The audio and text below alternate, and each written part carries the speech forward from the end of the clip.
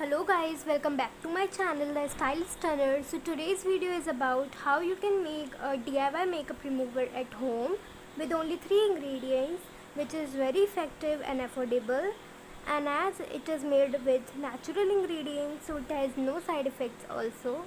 So please watch this video till the end and also like, share and comment and subscribe to my channel, and also press the bell icon to get notified for my upcoming video. So guys, without any further delay, let's get started.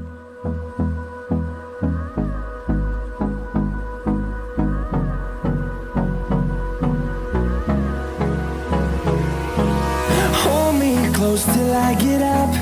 Time is barely on our side.